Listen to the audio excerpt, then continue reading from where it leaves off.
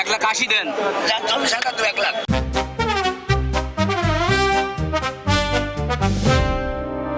কোরবানির ঈদ যত এগিয়ে আসছে, নাটোরে তত জমে উঠেছে পশুর হাট। তবে নাটোরের হাটগুলোতে স্থানীয় ক্রেতাদের চেয়ে বাইরের জেলার ক্রেতারা গরু কিনছেন বেশি।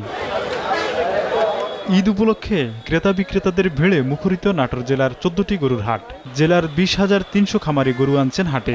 এখন পর্যন্ত হাটে বেশি দেখা গেছে মাঝারি আকারের গরু। হাটে ওঠা গরুর দাম পড়েছে 80,000 থেকে 2 লাখ টাকা পর্যন্ত।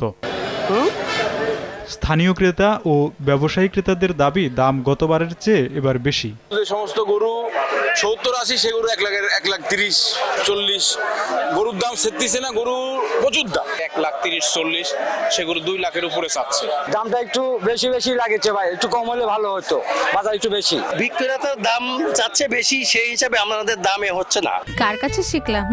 এই যে রাধুনী রেডিমিক্স গরুর মাংসের মশলা, গরু রান্নায় গুরু হওয়া কোনো ব্যাপারই না। এদিকে বিক্রেতাদের দাবি ন্যায্য মূল্য পাচ্ছেন না তারা। লাভ হবে না তো, লসই তো হবে, খাওয়ানোর খরচের দাম বেশি। কিছু কিছু হওয়ার মধ্যে বাইরে আছে, হয়তো আর একটু বাড়লে কিনা বেচা শুরু হয়ে যাবে। গরুর দাম একটু কম, 1,20,000 চাচ্ছি, করছে হলো 80-90। 35,000 দাম চাইছে, 28,000 দাম দিছে।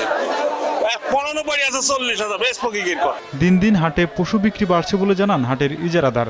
হাটে আমদানি মোটামুটি জমে উঠেছে, কিনা বেচা মোটামুটি ভালো, আর দাম সহনীয় পর্যায়ে আছে। নাটোর জেলায় চলতি বছর কোরবানির জন্য গরুর চাহিদা প্রায় 75,000, আর স্থানীয়ভাবে পালন করা হয়েছে 1,18,505টি গরু। সময় সংবাদ, নাটোর।